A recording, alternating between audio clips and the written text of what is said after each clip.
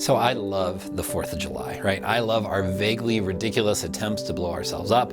I love grilling and barbecues. I love spending time on the water, whether it's tubing, skiing, wakeboarding, or just being at the beach. And especially as the summer days are still long and warm and that sun just hovers well into the day, never fully wanting the day to end, right? And I just like this holiday, and honestly, I kind of love this season.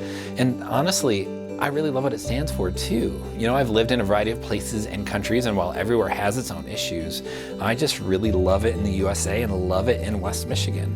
And it reminds me of one of those things that we talk about from time to time, and really as a country, that's the idea of freedom, right? Because we as a people really affirm freedom, right? Freedom in who you are, freedom to, within reason at least, do what you want to do, set your own course, find, explore, discover, all of those things that I and we tend to love.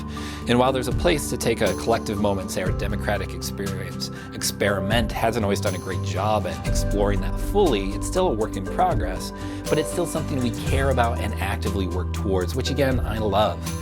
But it creates some tension for me as well, right? Because when I spend time in the scriptures, I see that that description of freedom is similar, but not fully equal to the same freedom we talk about as Americans all the time. For us, freedom is freedom from any obligation or duty, freedom where everyone is an island and able to do whatever they please. But in the scriptures, freedom doesn't bring quite the same.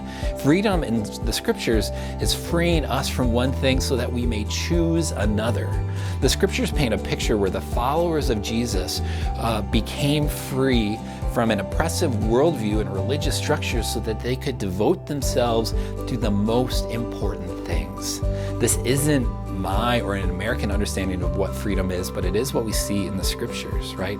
Think about this one that shows up in the book of Galatians in chapter 5. In verse 13, it says, "You, my brothers and sisters, were called to be free, but do not use your freedom to indulge the flesh.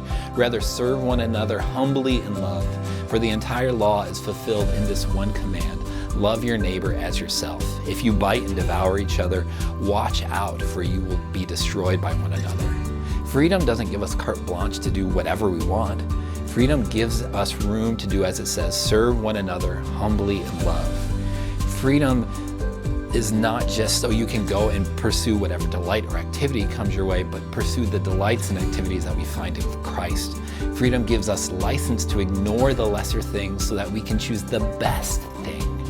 So on a week when we celebrate the freedoms we have as a country and as people and individuals, all acknowledging that we still have a ways to go, I also want to invite you to think about a biblical understanding of freedom. Freedom to choose the best thing, freedom to serve one another well, and to love our neighbors as ourselves. Grace and peace, friends. Have a good week.